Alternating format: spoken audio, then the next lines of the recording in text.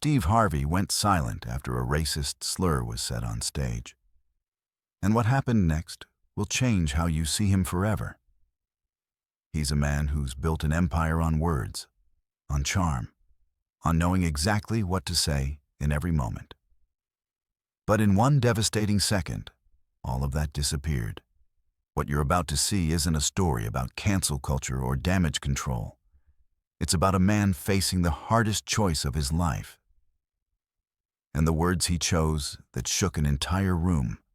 Stay with us. Steve Harvey walks onto that stage like he owns it. Because, honestly, he does. It's 2024. He's been in this business for decades. Late-night talk show host, game show legend, best-selling author. A man who's mastered the art of reading a room, controlling a narrative, and always knowing the right thing to say at the right moment. The lights hit him perfectly. The music swells. The audience erupts. 3,000 people on their feet. They know him. They love him. He's comfortable here. This is his kingdom, his domain, the place where he's performed thousands of times, where he knows every corner, every angle, every way to work a crowd and make them feel like they're part of something special. For decades, Steve Harvey has been the master of his craft. He's walked onto countless stages, faced countless audiences, and delivered countless moments of brilliance. He's the man who can make you laugh until your sides hurt. He's the man who can inspire you with a single story. He's the man who knows exactly how to command a room with nothing but his presence and his words. Tonight feels like every other night. Perfect, controlled, safe, predictable in the best possible way. He's cracking jokes. The crowd is laughing. Everything is flowing perfectly. He's in his element, that magical place where a performer becomes one with the audience, where the energy is electric, where the chemistry is undeniable, where nothing can go wrong. The audience is hanging on his every word. They're invested. They're engaged. They're his. For years, this has been his reality. Success after success, show after show, standing ovation after standing ovation. He's built an empire on his ability to connect with people, to make them feel seen, to entertain them with authenticity and charm. His name is synonymous with excellence, with trustworthiness, with being the guy who always says the right thing. He's earned this. Every laugh, every accolade, every moment of respect that comes with being one of the most recognizable faces in entertainment. Tonight feels like a victory lap, another chance to do what he does best. But something is about to happen that will shatter that illusion completely.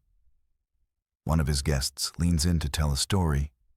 It's casual, conversational.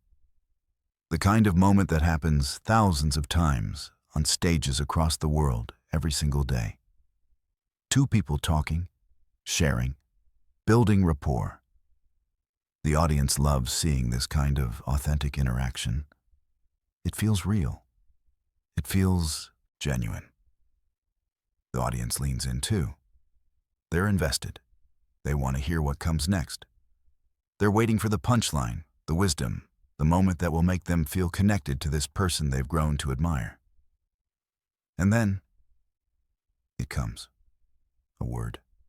A slur. A moment so brief, so sudden, that most people almost miss it. It hangs in the air like a poison gas, invisible at first, but deadly nonetheless. The kind of word that has the power to change everything in an instant. The kind of word that shouldn't be said. The kind of word that carries centuries of pain, of history, of hurt. But Steve doesn't miss it.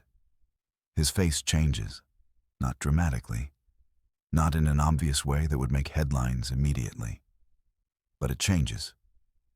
The smile freezes for just a fraction of a second, barely perceptible but unmistakable if you're watching closely.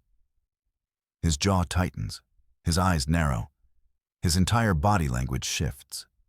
Something inside him shifts. A switch flips. The performer mode cracks just for an instant. The mask slips. For the first time all night, Steve Harvey is not in control. The audience doesn't fully register what just happened. Some people laugh nervously, unsure if they heard correctly. Others go completely silent, sensing that something has crossed a line that shouldn't be crossed. There's confusion in the room, uncertainty, that uncomfortable feeling when you know something wrong just happened, but you're not sure how to process it. The energy that was electric moments ago suddenly feels heavy, tense, wrong. The guest continues talking, unaware, or maybe aware, of the damage that's been done. But Steve is no longer listening to the words. He's listening to that slur echoing in his mind. He's thinking about what just happened. He's thinking about what he's going to do next. This is the moment that matters.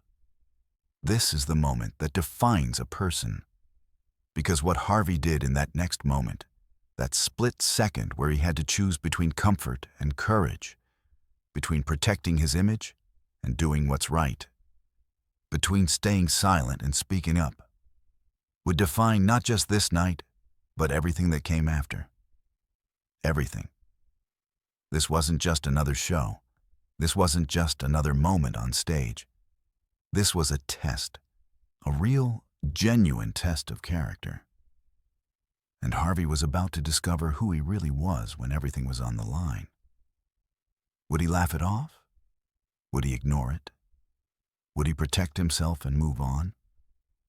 Or would he do something different? But Harvey wasn't done yet. He was about to face a silence so deafening that it would change everything. And in that silence, he would find the courage to do something no one expected. The silence that follows is deafening. It's not the kind of silence you experience in an empty room. It's not the kind of silence where nothing is happening. It's the kind of silence that happens when thousands of people are holding their breath at the same time.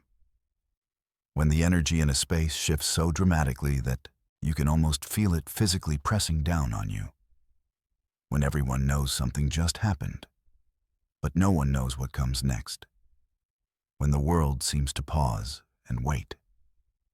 It's a silence filled with tension, filled with uncertainty, filled with the weight of a moment that will be remembered.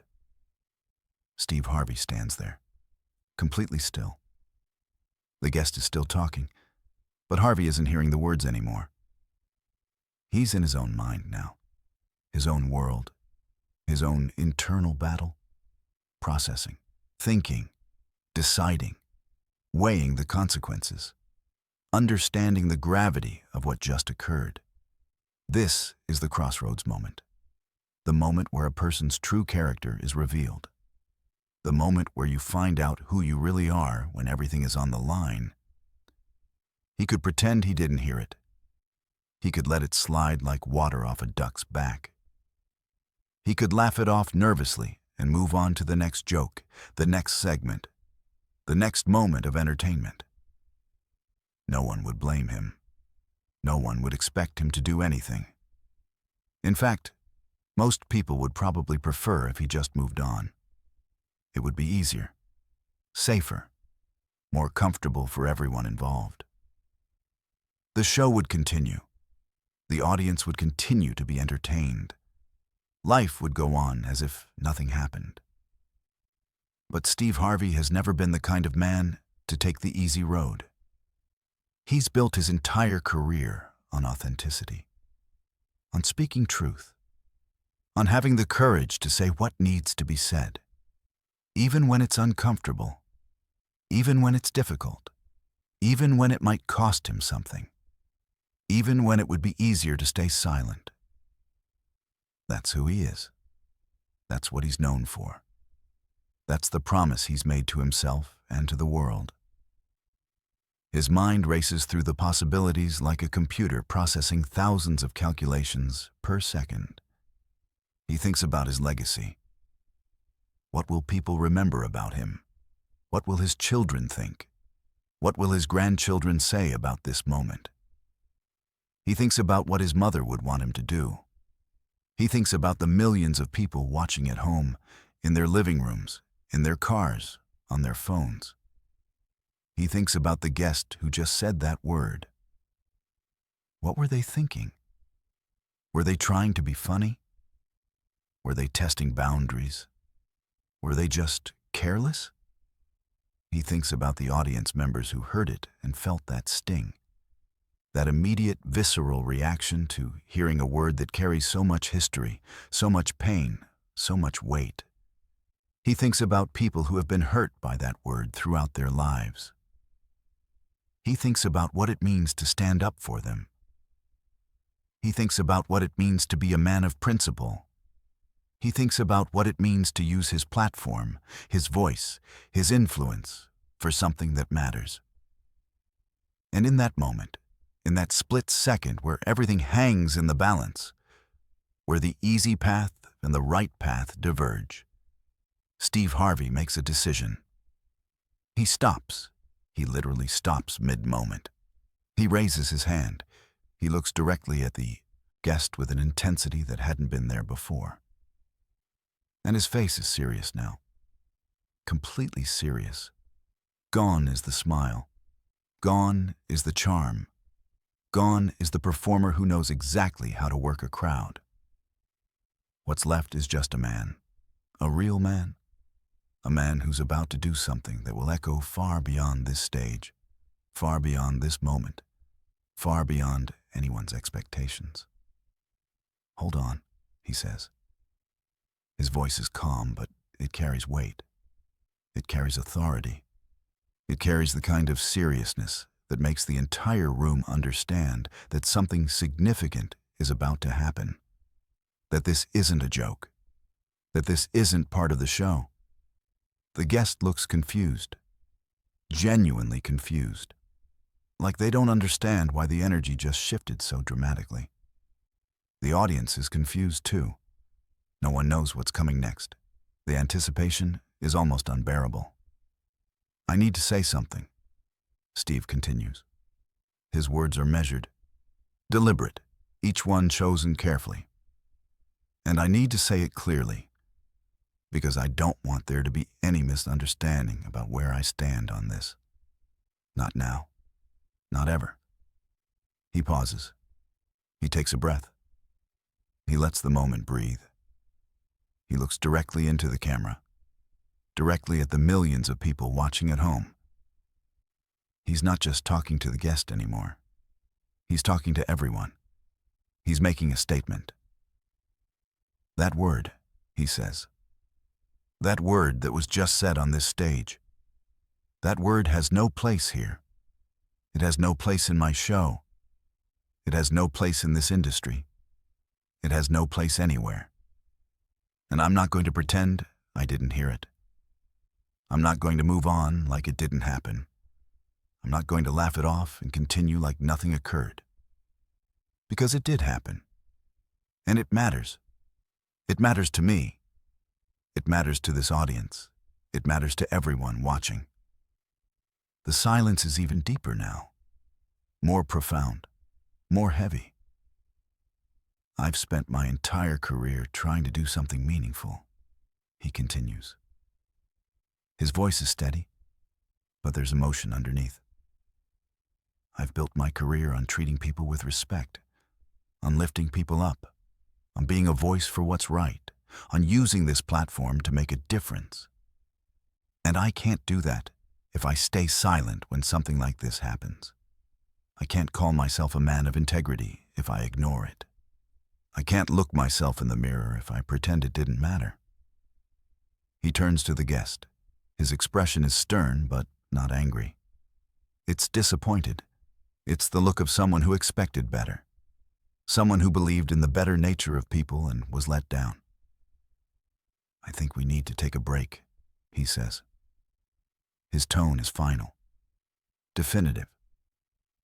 And I think you need to think about what you just said and why it was wrong. I think you need to understand the weight of those words.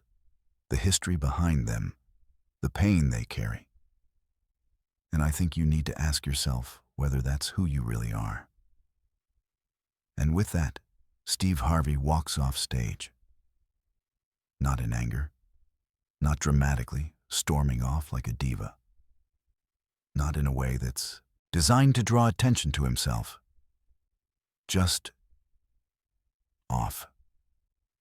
He removes himself from the situation with dignity. He doesn't engage in a confrontation. He doesn't make it about him or his feelings. He simply makes it clear that he won't be part of something that violates his values, that he won't compromise his principles for the sake of comfort or convenience. The audience doesn't know how to react. Some people applaud. Some people sit in stunned silence. Some people look at each other, unsure what just happened. The guest sits there, realizing what just happened, realizing that his words had consequences, realizing that Steve Harvey had just chosen principle over comfort, realizing that actions have repercussions. The cameras are still rolling. The world is watching. And what they're witnessing is a moment of true leadership, a moment where someone with power and influence chose to use that power to stand up for what's right. Backstage, Harvey is shaking, not from fear, but from the weight of what he just did. His adrenaline is pumping. His heart is racing. He knows this will have repercussions. He knows this will be talked about. He knows this might cost him something. His career, his reputation, his relationships, all of it could be affected by what he just did. But he also knows he did the right thing. His team rushes to him. They're asking questions. They're worried. They're trying to figure out what happens next. But Harvey just sits there, breathing deeply, processing the magnitude of the moment, knowing that his life just changed, knowing that the industry will never look at him the same way, knowing that he just took a stand that will define him for the rest of his career. And he's at peace with that. What happened next would prove that this moment was just the beginning, and that Steve Harvey's choice would spark a conversation that would change the entire industry, forcing everyone to confront their own values and their own complicity in a system that had tolerated too much for too long. The clip goes viral within minutes. Not hours, not days, minutes. Someone in the audience had their phone out. They recorded the moment. They captured Steve Harvey's face when he heard the slur. They captured the silence that followed, that heavy, pregnant silence where the entire room seemed to hold its breath. They captured him walking off stage with dignity and purpose. And they uploaded it to the internet without hesitation. By the time Harvey makes it to his dressing room, it's already everywhere. Twitter, TikTok, Instagram, YouTube, Reddit, every platform imaginable. Every corner of the digital world is talking about it. The clip is being shared thousands of times per second. Millions of views within the first hour. People are watching it. People are reacting to it. People are debating it. People are analyzing it frame by frame. Steve Harvey Stands Up is trending worldwide within 30 minutes. It's the #1 trending topic on Twitter. It's dominating the conversation across every social media platform. News outlets are picking it up. Late-night hosts are talking about it. People everywhere are discussing what happened and what it means. His phone is blowing up like it's never blown up before. Calls from his agent. Calls from the network executives. Calls from other celebrities who want to express their support. Calls from journalists who want statements. Calls from producers who want him to appear on their shows. Calls from friends and family who want to make sure he's okay. Calls from people he hasn't spoken to in years who suddenly want to reconnect. Everyone wants to know what happened. Everyone wants a statement. Everyone wants to know if he's okay. Everyone wants to know what comes next. But Steve isn't answering his phone right now. He's sitting in his dressing room, alone, watching the clip play over and over again on his laptop. Watching himself make that choice in real time. Watching the moment unfold from an outside perspective. Seeing how it looks to the world.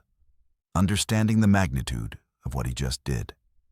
Replaying it again and again. Analyzing his own reaction, wondering if he did the right thing, wondering what the consequences will be. His hands are shaking slightly as he watches. His heart is still racing from the adrenaline of the moment. He can still feel the emotion coursing through his body. He can still hear the silence in his mind. He can still see the look on the guest's face when they realized what had happened. His publicist bursts through the door without knocking. She looks frantic. She's holding her phone. Her eyes are wide. "Steve, we need to talk about your statement. The network is calling. They want to know what you're going to say. They want to know if you're going to apologize.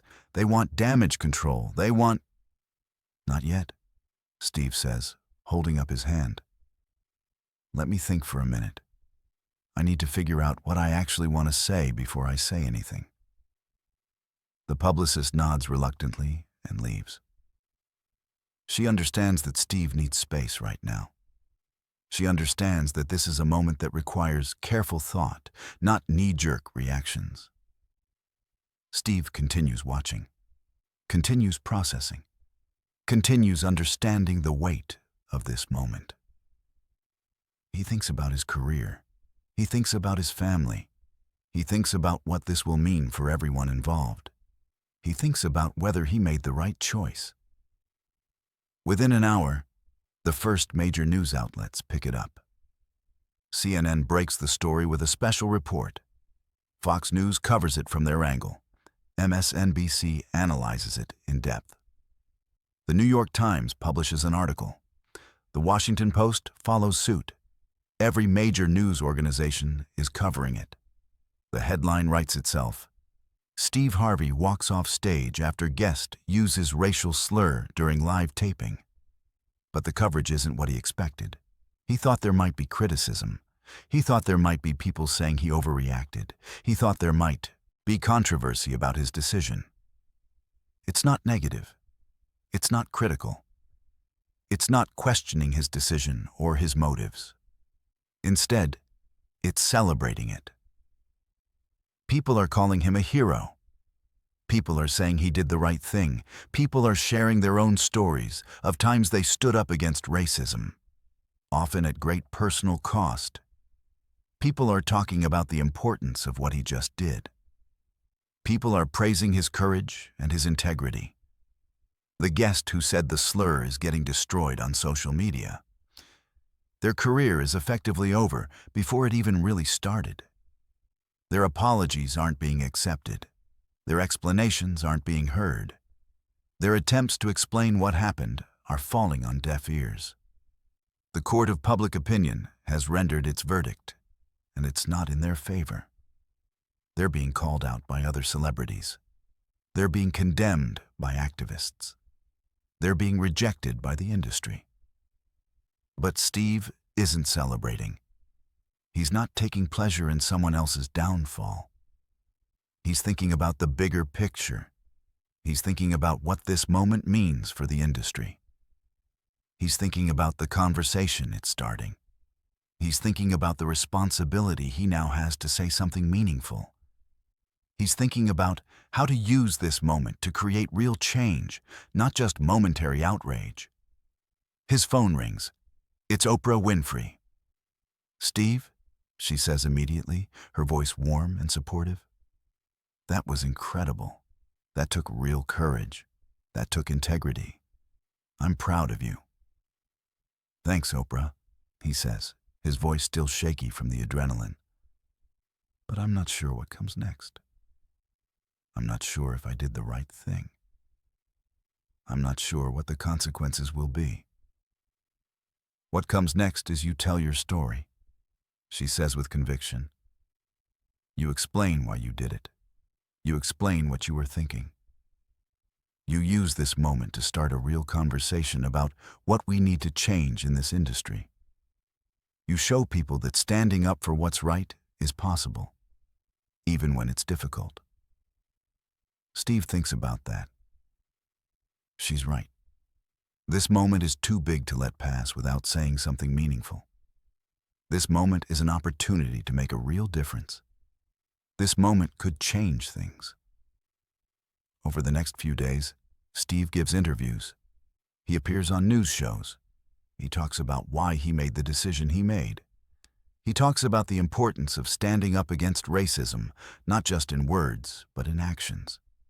He talks about the responsibility that comes with having a platform and a voice. He talks about the need for real change in the entertainment industry, not just performative gestures. He talks about accountability and consequences. And people listen, really listen. Not just hear his words, but absorb them. Think about them. Consider what they mean for their own lives and their own choices. His ratings go up significantly. His approval rating skyrockets. Other celebrities start coming forward with their own stories of times they witnessed racism and didn't speak up. They start talking about the courage it took for Steve to do what he did.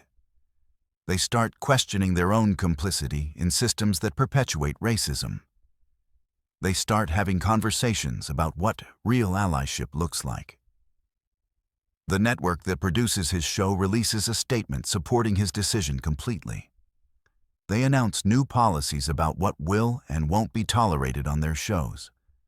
They commit to creating a more inclusive environment. They pledge to hire more people of color in leadership positions. They commit to diversity and inclusion training for all staff. But not everyone is supportive. There are people who think Steve overreacted. People who think he should have handled it differently, more quietly, more privately. People who think he made it about himself instead of about the issue. People who think he's being too politically correct. People who think he's virtue signaling.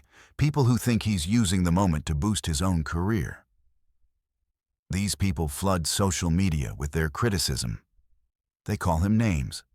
They question his motives. They suggest that his decision was calculated rather than genuine. Steve reads some of these comments. They sting. Not because he doubts his decision, he knows he made the right choice, but because they remind him that not everyone sees the world the way he does. Not everyone believes that standing up against racism is the right thing to do.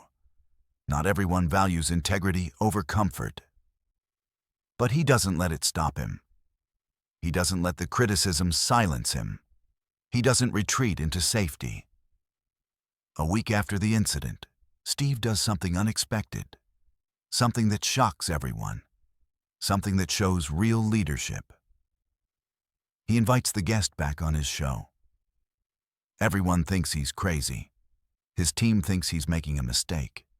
His publicist begs him to reconsider. His agent warns him about the optics. His friends question his judgment. But Steve has a plan. He has a vision for what this moment could become. When the guest arrives at the studio, they're nervous. They're scared. They're terrified. They don't know what's going to happen. They don't know if Steve is going to humiliate them on national television in front of millions of people. They don't know if this is a trap. They don't know if Steve is going to use them as a teaching moment or destroy them completely. Steve sits down with them in his dressing room before the taping, and instead of attacking them, he listens. The guest explains what happened that night. They explain that they were trying to quote a song lyric. They explained that in the moment, they didn't think about what they were saying or the impact it would have. They explained that they've been thinking about it all week. They explained that they've been reading about the history of that word. They explained that they've been educating themselves. They explained that they're deeply ashamed. And then they apologize. A real apology. Not a PR apology written by a team of lawyers and publicists. Not a forced apology designed to rehabilitate their image. Not a performative apology designed to get people to move on. A genuine, heartfelt apology that comes from a place of real understanding of what they did wrong and why it matters. Steve listens to the apology. He sees the sincerity in their eyes. He hears the remorse in their voice. He understands that this person is genuinely trying to do better. Steve accepts the apology. He doesn't forgive them immediately. He doesn't pretend that one apology erases what happened or makes everything okay. He doesn't suggest that they're now absolved of responsibility. But he acknowledges their willingness to take responsibility and to learn and to grow. And then he does something that surprises everyone. When they go on camera, he uses the moment to have a real conversation about racism. About how it's not just about the individual words we say, but about the systems we perpetuate through our silence and inaction. About how racism is embedded in our institutions and our culture. About how everyone, even people who consider themselves allies, can be complicit in racism if they're not careful. About how real change requires everyone to do the work. About how we need to move beyond just calling out racism and start building systems that prevent it. The interview goes viral again. But this time, it's for a different reason. It's because people see a model for what accountability and redemption can look like. It's because they see two people having a real, honest conversation about a difficult topic. It's because they see that there's a path forward that doesn't require destroying people, but rather helping them grow and change. The guest's career isn't saved. Some doors have closed for them that won't open again. Some people will never forgive them. Some consequences are permanent. But they go on to do meaningful work in the community. They become an advocate for racial justice. They use their platform, however small it is now, to speak out against racism. They dedicate themselves to education and change. And Steve Harvey becomes known not just as the guy who walked off stage, but as the guy who started a conversation that changed the industry. He becomes a symbol of what real leadership looks like.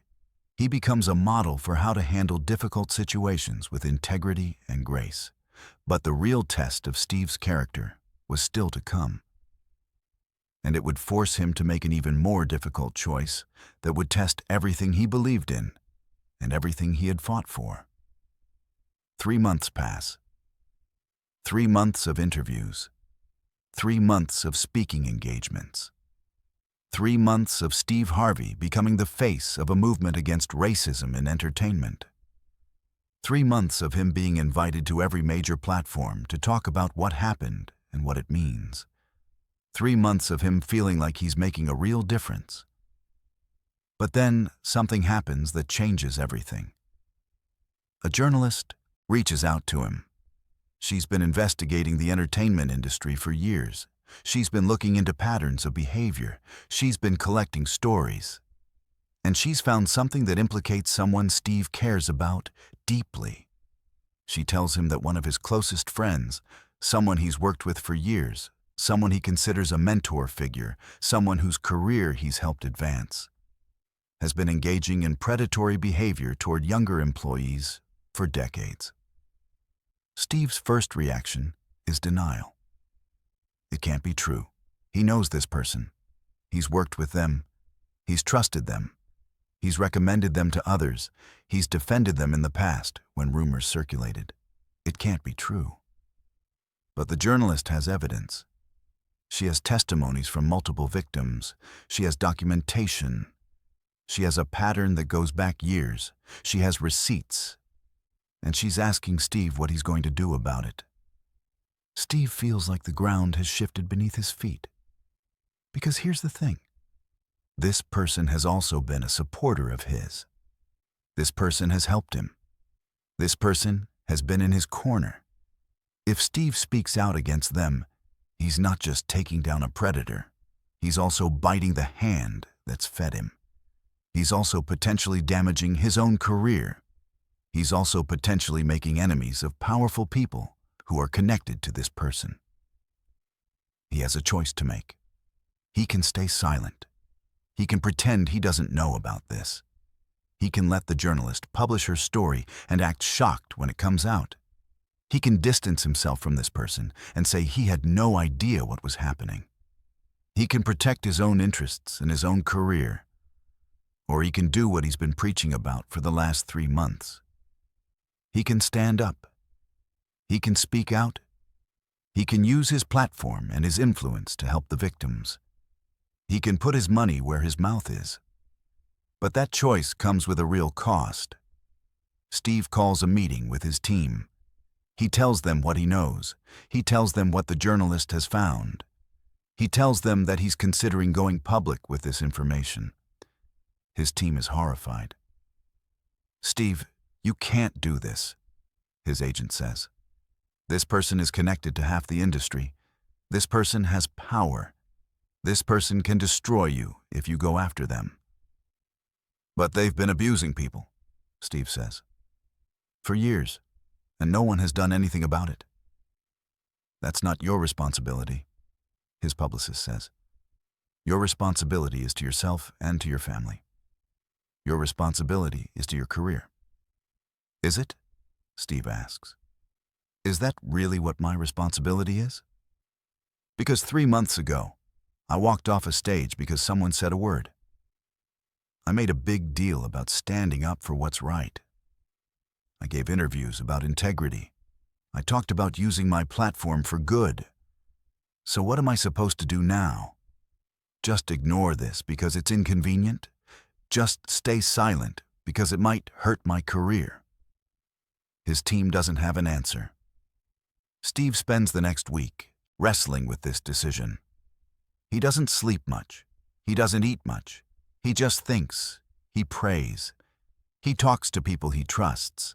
He considers the implications. He considers the consequences. He talks to his wife. She listens without interrupting.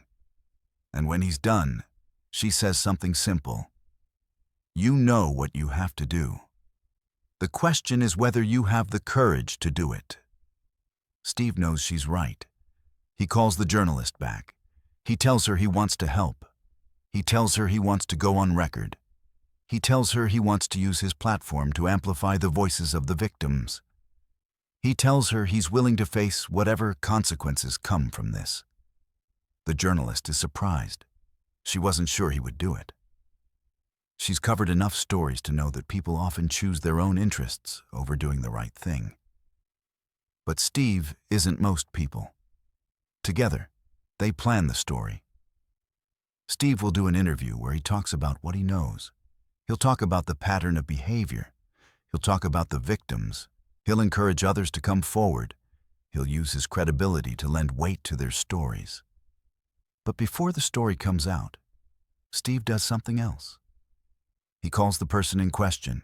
He tells them what he's about to do. He gives them a chance to respond. He gives them a chance to get ahead of it. The person denies everything. They get angry. They threaten Steve. They tell him that if he goes public with this, they'll destroy him. They tell him that they'll make sure he never works in this industry again. They tell him that they have friends in high places who will make his life very difficult. Steve listens to all of this, and then he says, "I'm sorry you feel that way, but I'm doing this anyway." The interview airs on a major network. Steve sits across from the journalist and tells the story. He talks about what he learned. He talks about the victims. He talks about the pattern. He talks about the systemic nature of the problem. He talks about how this person was protected by the industry for years because of their power and their connections. And he apologizes. "I knew this person," he says into the camera. "I trusted them. I worked with them. And I should have paid more attention to the rumors. I should have asked more questions.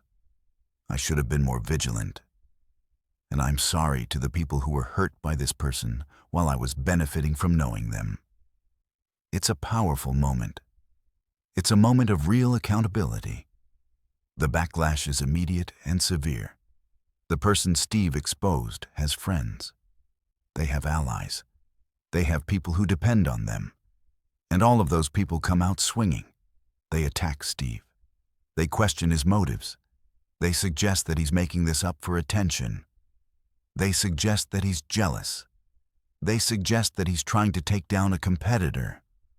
Other celebrities who are connected to this person start distancing themselves from Steve. Some of them publicly defend the accused. Some of them suggest that Steve is being unfair. Some of them question whether the allegations are even real. Steve's ratings drop.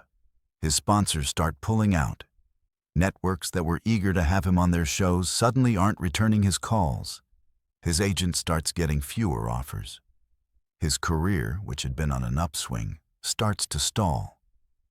And Steve realizes that he's made an enemy of a powerful person. And that person is using all of their power and all of their connections to make his life difficult. But something unexpected happens. The victims start coming forward. One by one, they tell their stories. They corroborate Steve's account. They provide evidence. They describe patterns of behavior that match what Steve described. And they thank Steve for giving them the platform to tell their stories. The journalists' investigation becomes a major story. It wins awards. It leads to criminal investigations. It leads to lawsuits. It leads to real consequences for the person who did these things. And slowly, the narrative shifts. People start to see Steve not as someone who's trying to tear down a powerful person, but as someone who's trying to protect vulnerable people. People start to see him as a whistleblower. People start to see him as a hero. Other celebrities start coming forward with their own stories. They start talking about times they witnessed abuse and didn't speak up. They start talking about the pressure to stay silent. They start talking about the fear of retaliation. And they start talking about Steve's courage in breaking that silence. The industry starts to change. New policies are implemented. New oversight is created. New protections are put in place for vulnerable employees. The system that allowed this abuse to happen for so long starts to be dismantled. Steve's career doesn't go back to exactly where it was before. Some damage has been done. Some relationships have been permanently damaged. Some opportunities have been lost. But something more important has happened. Real change has occurred. And Steve realizes that this is what integrity actually costs. It's not just about making a grand gesture on a stage. It's about being willing to sacrifice your own interests for the greater good. It's about being willing to face consequences for doing the right thing. It's about being willing to stand alone if necessary. He gets a call from the person he exposed. They're in prison now, awaiting trial. They tell Steve that they hate him. They tell him that he's ruined their life. They tell him that they'll never forgive him. And Steve tells them, "I'm not looking for your forgiveness. I'm looking for justice for the people you hurt." But Steve's journey wasn't over yet, because standing up against one person was just the beginning. The real challenge would come when he had to confront the systemic nature of the problem and realize that change would require more than just exposing individual bad actors. It would require transforming an entire industry and the culture that enabled abuse in the first place. 6 months after the exposure, Steve Harvey sits in a conference room with a group of industry leaders. They've called this meeting themselves. They want to talk to him. They want to understand his vision for change. They want to know what he thinks needs to happen to prevent this from occurring again. On the surface, it seems like a victory. The industry is finally listening. The people in power are finally paying attention. The system is finally ready to change. But Steve has been around long enough to know that things are rarely as simple as they seem. The executives sit around a large mahogany table. They're dressed in expensive suits. They're wearing watches that cost more than most people's cars. They're the people who run the networks, the studios, the production companies. They're the gatekeepers of the industry. and they're all smiling at Steve like he's their friend. Steve, the head of one of the major networks, says, "We want to thank you for bringing this to our attention. We've taken your concerns very seriously. We've implemented new policies. We've created new oversight committees. We've made real changes." Steve nods politely. He's heard this before. He's heard promises of change. He's heard commitments to do better. But he's also learned to look deeper.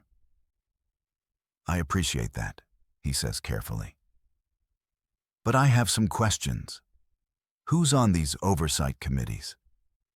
Are they people with real power to make decisions? Or are they figureheads? What are the consequences for violations? Are they strong enough to actually deter bad behavior? And most importantly, who's enforcing these policies? Who's making sure they're actually being followed?" The executives exchange glances. They're not used to being questioned like this. They're used to making announcements and having people accept them at face value.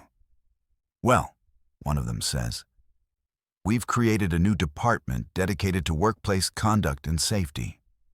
They'll be responsible for investigating complaints and ensuring compliance."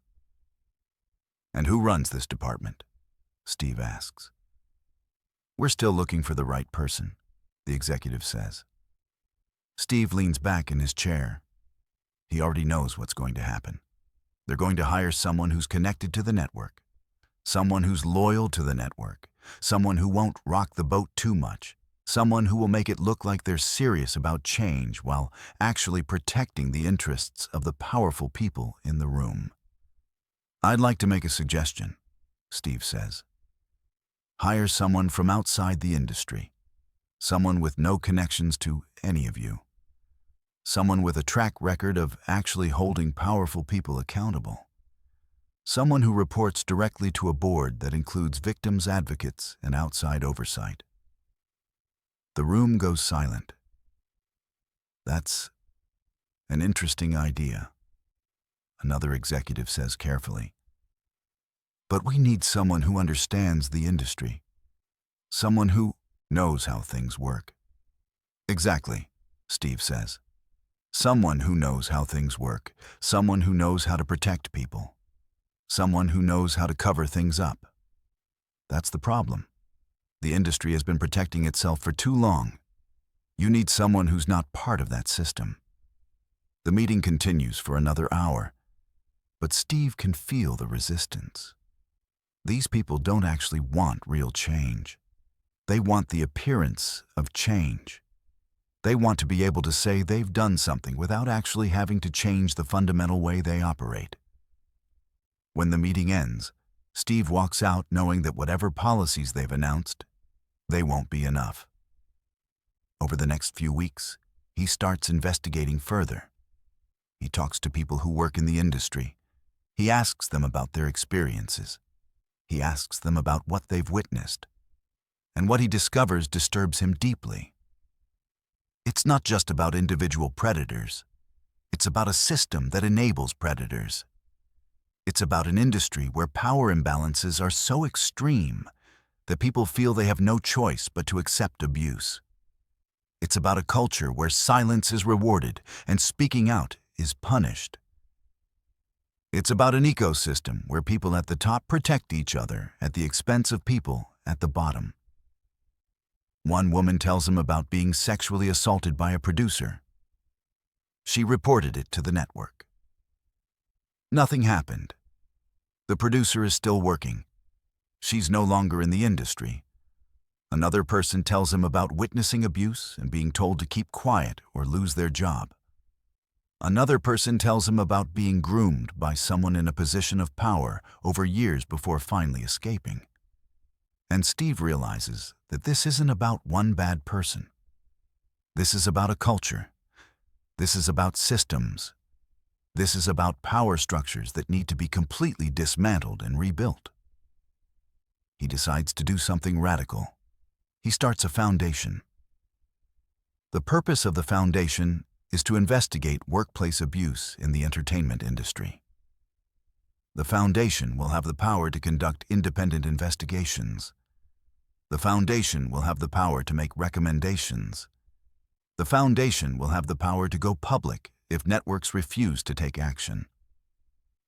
He funds it with his own money. Millions of dollars. Money that he could have used for other things. Money that represents a significant sacrifice on his part. He hires a team of investigators. He hires lawyers. He hires victim advocates. He creates a system where people can report abuse confidentially and know that their claims will be taken seriously. And then he goes public with the foundation's existence and its mission. The industry's response is mixed. Some people praise him for taking action. Some people donate to the foundation. Some people volunteer their time and expertise. But others are threatened. Others see the foundation as a challenge to their power. Others start working behind the scenes to undermine it. A major network decides not to renew Steve's contract. They cite creative differences. But Steve knows the real reason. He's become a liability. He's become someone who's asking uncomfortable questions. He's become someone who's threatening the status quo. Other networks follow suit. Suddenly, Steve finds himself frozen out of the industry that made him famous. The same industry that celebrated him 3 months ago is now treating him like a pariah. His phone stops ringing. His agent can't get him meetings. His opportunities dry up. But Steve doesn't regret it. Because the foundation starts to work. It starts to investigate cases. It starts to uncover patterns. It starts to find evidence of abuse that networks have been covering up. It starts to give voice to people who have been silenced. And slowly, things start to change. A major producer is arrested based on evidence the foundation uncovered. A network executive is forced to resign after the foundation publishes a report about their misconduct. A studio implements new policies after the foundation threatens to go public with allegations. Real change is happening. It's slow. It's difficult. It's meeting resistance at every turn. But it's happening. Steve does interviews where he talks about his experience. He talks about what he's learned. He talks about the systemic nature of abuse in the entertainment industry. He talks about the need for real accountability, not just performative gestures. And he becomes a controversial figure.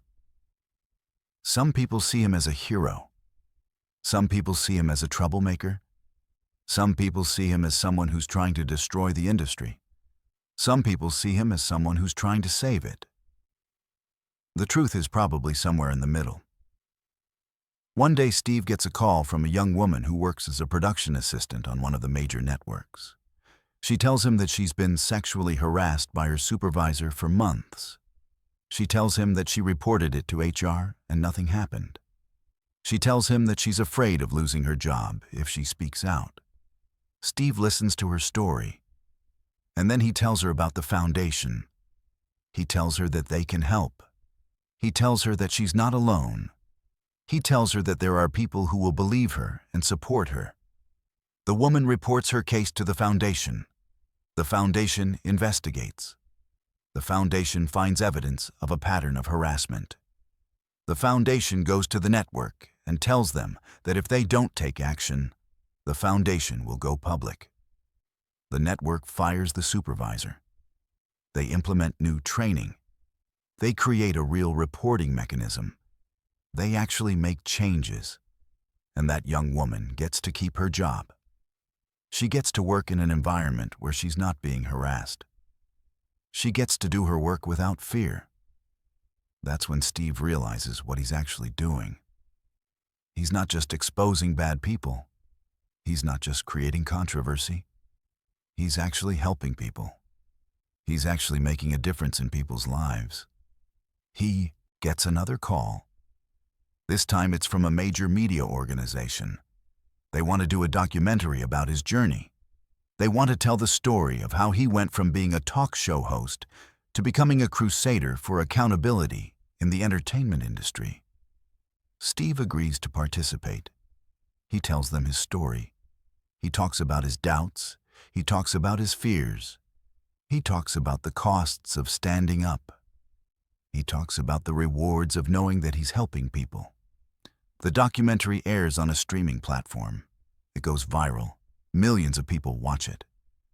And it sparks conversations about accountability and change in industries beyond just entertainment. Other industries start to pay attention. Other industries start to ask themselves whether they have similar problems. Other industries start to implement similar oversight mechanisms. Steve's foundation becomes a model. Other foundations are created based on its model. Other people start doing similar work in their own industries. And Steve realizes that his journey, the one that started with him walking off a stage 3 months ago, has become something much bigger than himself. It's become a movement. It's become a catalyst for change. But as the movement grows, Steve faces a new challenge. One that forces him to confront the limits of what individual action can accomplish, and to grapple with the uncomfortable truth that real systemic change requires more than just exposing problems. It requires transforming the very foundations of how power operates in an industry.